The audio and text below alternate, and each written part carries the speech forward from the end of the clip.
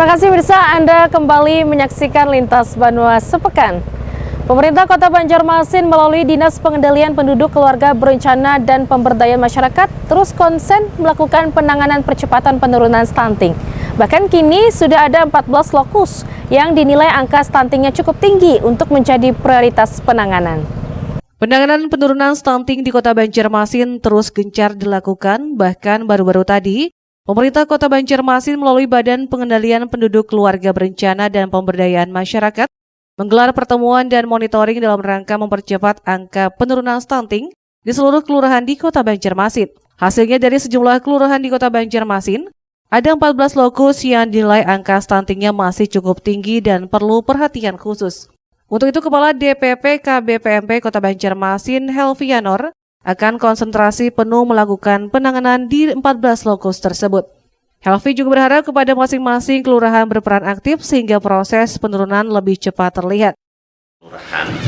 Kita berharap dengan kelurahan berperan aktif, maka proses percepatan penurunan stunting itu lebih kelihatan progresnya. Ya, selama ini kan memang di kelurahan itu dibantu oleh kader pembangunan manusia. Kader pembangunan manusia itu satu kelurahan satu orang, jadi ada 52 orang. Kemudian yang mereka lakukan adalah melakukan pendataan terhadap anak balita ataupun ibu hamil, khususnya untuk 1000 hari pertama kehidupan. Jadi mereka yang melakukan pendataan di kelurahan terkait dengan 5 cakupan layanan, yang salah diantaranya adalah terkait layanan untuk akses air bersih, kemudian terkait dengan jamban yang layak, kemudian terkait dengan layanan di posyandu maupun di PAUD. Nah, data-data itulah yang kemudian menjadi angka konvergensi di Kota Banjarmasin. Jadi semakin terpenuhi 5 layanan itu, maka angka konvergensinya akan semakin baik. Jadi kalau di angka standar ini kisaran antara 70%.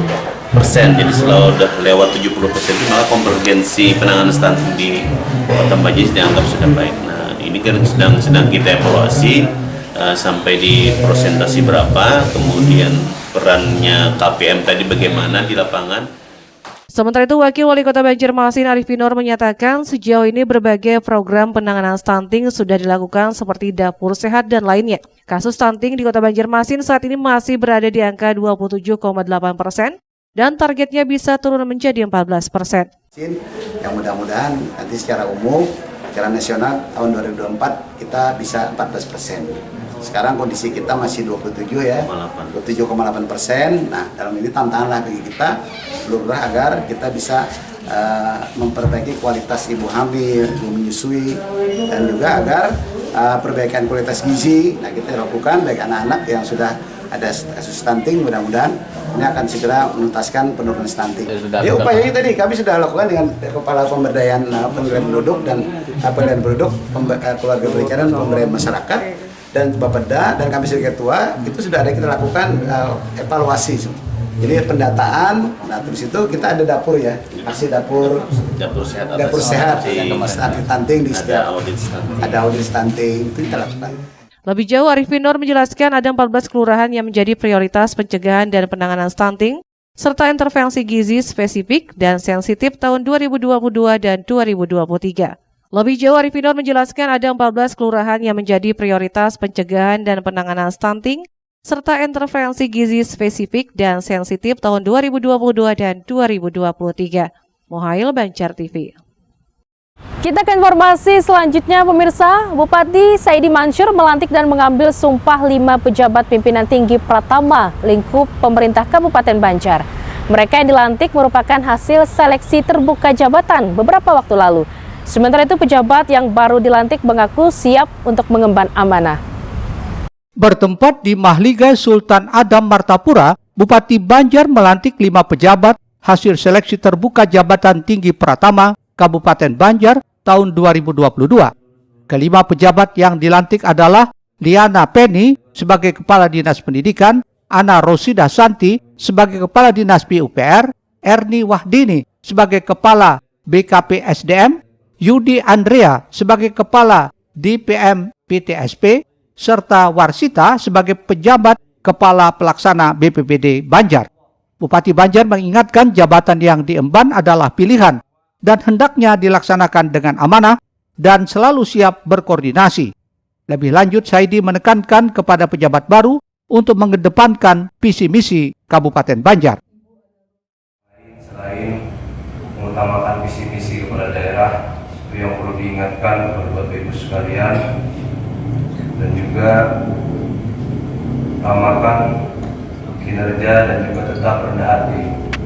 Bapak Ibu sekalian, berasal dari perjalanan panjang, mulai dari tingkat eselon terbawah sampai sekarang. Jadi tetap rendah hati, jangan sampai ketika sudah dilantik, sudah menjadi pejabat pimpinan tinggi Pratama, itu berubah. Selalu menekankan, setidaknya koreksi dari bawah tetap didengarkan. Bapak Ibu sekalian juga sebagai pimpinan yang diberi amanah juga tetap mengayomi nanti jajarannya di unit. PLT Kepala BKP SDM Banjar, Muhammad Riza Dauli menyatakan pelantikan ini merupakan kebutuhan organisasi agar percepatan pembangunan di Kabupaten Banjar bisa lebih dimasifkan. Kebutuhan organisasi agar percepatan pembangunan di Kabupaten Banjar ini bisa lebih masif terhadap pelayanan-pelayanan yang ada atau yang dibutuhkan oleh masyarakat. Nah, memang yang pertama terkait dengan BP2T atau DPMP TSP, ini terkait dengan layanan publik, bagaimana percepatan mulai pelayanan publik dan pelaksanaan pelayanan publik agar bisa lebih optimal. Kemudian terkait dengan BKPSDM, ini juga terkait dengan bagaimana manajemen ASN ke depan agar sistem merit bisa kita laksanakan di Kabupaten Banjar. Selain daripada itu, dinas-dinas lain juga pasti mempunyai PR terhadap indikator-indikator kunci dalam pembangunan di Kabupaten Banjar seperti pendidikan. Ini mungkin akan lebih difokuskan nantinya pada rata-rata lama sekolah. Ini menjadi tantangan bagi kepala dinasnya yang baru, bagaimana upaya kita untuk meningkatkan rata-rata lama sekolah di Kabupaten Banjar. Kemudian di PUPR, bagaimana kolaborasi nanti PUPR dengan sektor lain, penanganan stunting, kemudian konektivitas dan ketahanan pangan di sektor pengairan. Saat ini 2 jabatan pimpinan tinggi Pratama di Kabupaten Banjar masih kosong, masing-masing Dinas Pertanian dan Dinas Perpustakaan Kearsipan Kabupaten Banjar. Dijadwalkan seleksi lelang jabatan terbuka untuk kedua posisi tersebut dimulai bulan November atau Desember 2022. Ahmad Ramadhani, Banjar TV.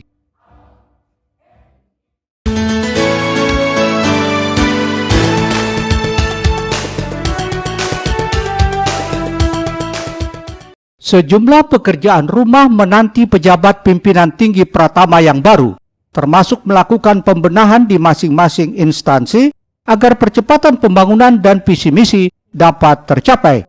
Mengisi posisi strategis, mereka yang dilantik menyatakan siap bekerja sama dan berkoordinasi, menjalankan program kerja dalam rangka menunjang pencapaian kinerja pemerintah Kabupaten Banjar.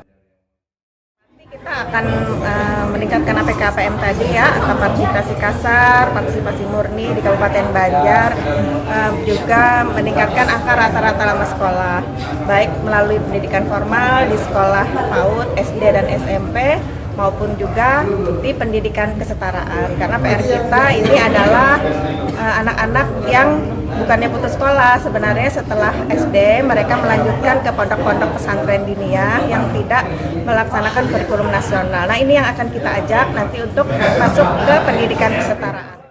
Nanti kita lihat prioritasnya dulu, Mas. Ini kan katanya Pak Bupati ini sudah program siaga ya, sudah siaga. Jadi nanti kita kerahkan yang ada di BPBD, kita kaji SDM-nya bagaimana, apa yang sudah dilakukan itu, dan yang baik kita tingkatkan, yang belum baik nanti kita tingkatkan lagi. BKP SPDM Kabupaten Banjar, kita akan membenahi manajemen kepegawaian di Kabupaten Banjar yang sudah bagus akan kita pertahankan, yang masih masih ada kelemahan, kekurangan akan kita perbaiki sesuai dengan visi misi Bupati Banjar. Masyarakat yang maju, mandiri dan agamis. Kemajuan diperlukan SDM yang berkualitas, terutama dari ASN sebagai abdi negara dan abdi masyarakat. Sebagai pelayan publik, mereka harus berkualitas, baik dari kompetensinya, kualifikasinya, kinerjanya, disiplinnya. Kita harapkan dengan pembenahan di kelemahan-kelemahan yang ada di manajemen ASN, insya Allah kita akan mewujudkan visi misi Bupati Banjar. Hadir dalam pelantikan tersebut Wakil Bupati Banjar Habib Idrus Al-Habsyi, Ketua Tim Penggerak PKK Nurgita Tias, Tim Seleksi Terbuka Jabatan Tinggi Pratama tahun 2022, dan sejumlah undangan lainnya. Ahmad Ramadhani, Banjar TV. Pemirsa, Bupati Banjar Saidi Mansur bersama Wakil Bupati Habib Idrus Al-Habsyi menyerahkan bonus bagi kafilah Musabaqah Tilawatil Quran Nasional ke-29 yang berhasil meraih prestasi. Penyerahan bonus kafilah MTQ Nasional ke-29 bagi kader LPTQ Kabupaten Banjar dilaksanakan saat Haflah Tilawatil Quran di Gedung Islamic Center Martapura. Ini merupakan ungkapan rasa syukur atas sukses MTQ Nasional di Kalimantan Selatan, baik sebagai penyelenggara maupun dalam prestasi, hingga 7 anggota kafilah asal Kabupaten Banjar, diantaranya 6 orang berhasil menjadi juara dan 1 orang juara harapan. Bupati Banjar Saidi Mansur menyampaikan apresiasi kepada seluruh pengurus LPTQ dalam membina kader sehingga memberikan prestasi yang luar biasa bagi Kabupaten Banjar. Ditambahkannya, pemberian bonus ini untuk memotivasi yang lainnya agar meningkatkan prestasi dan membawa nama harum Kabupaten Banjar. Daerah memberikan uang pembinaan dan juga kami berpesan uang pembinaan ini dimanfaatkan dengan sebaik mungkin, dan ini terus kami lakukan antara pemerintah daerah melalui LPTQ.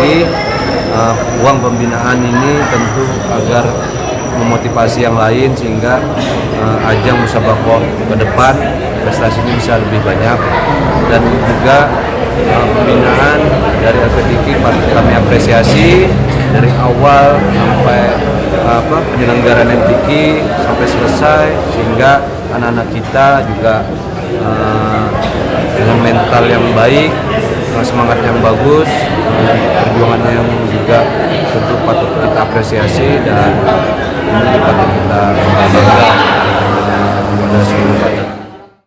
Qari'ah terbaik 1 tilawah golongan dewasa Hajah Raudah mengungkapkan rasa syukur atas perhatian yang diberikan pemerintah Kabupaten Banjar. Mudah-mudahan berkah. Alhamdulillah kami sangat bersyukur karena penghargaan dari Kabupaten Banjar selalu mengatakan ini prestasi kader-kadernya, selalu ingat dengan kader-kadernya begitu. Harapannya mudah-mudahan dengan adanya pemberian bonus ini akan memacu semangat para peserta yang lain untuk berprestasi maupun di bidang maupun di provinsi ataupun nasional. Total bonus yang diberikan berjumlah Rp95.250.000, masing-masing kepada terbaik 1 tilawah golongan dewasa Rp20 juta, terbaik 1 golongan Khat Al-Quran golongan dekorasi Rp20 juta, terbaik 2 karya tulis ilmiah Al-Quran Rp15 juta, terbaik 2 Khat Al-Quran golongan kontemporer Rp15 juta, terbaik 3 golongan Khat Al-Quran dekorasi Rp10 juta, terbaik 2 beregu golongan Syarhil Quran Rp10 juta, dan harapan 2 Hifzul Al-Quran Rp5.250.000. Ahmad Ramadhani, Banjar TV. Mansur melepas kontingen Kabupaten Banjar untuk berlaga di ajang Pekan Olahraga Provinsi Porprov tahun 2022 serta kontingen Pekan Paralimpik Provinsi Peparprov tahun 2022 di Kabupaten Hulu Sungai Selatan. Berikut kita simak informasi selengkapnya.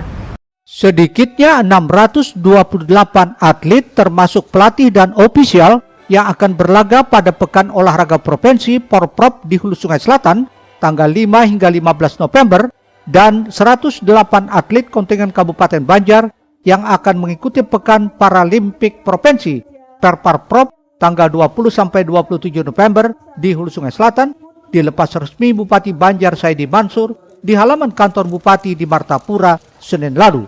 Kontingen Porprov Banjar dipimpin oleh Sofian AH akan turun di 34 cabang olahraga, sedangkan kontingen Perprov dipimpin Suratmin. Bupati Banjar Saidi Mansur mengingatkan para atlet untuk tetap menjaga kondisi selama bertanding dan berlomba. Diharapkan semua atlet berjuang seoptimal mungkin sehingga mampu meraih hasil yang maksimal. Jika sebelumnya pada Porprov tahun 2017 di Kabupaten Tabalong, kontingen Kabupaten Banjar berada pada peringkat kelima perolehan medali. Pada Porprov kali ini Kabupaten Banjar menargetkan menduduki posisi 3 besar. Banggakan semua kontingen berkumpul, semangat untuk mengikuti berprestasi Porprov yang ke-11 dan juga melepas tadi juga Perprov Paralimpik yang keempat. Mudah-mudahan mereka memberikan pelajaran kesehatan dengan menuai prestasi yang kita ketahui. Sebelumnya kita mendapatkan posisi yang bagus, dan Porprovnya juga bagus, dan kami berharap pemerintah daerah melalui KONI ini prestasi yang sudah diukir bisa lebih baik lagi, bahkan bisa kita tingkatkan setiap cabang. Kepada para atlet, Saidi memastikan bagi yang berprestasi akan memperoleh bonus dari daerah dengan besaran yang akan dihitung sesuai dengan perolehan medali. Ahmad Ramadhani, Banjar TV.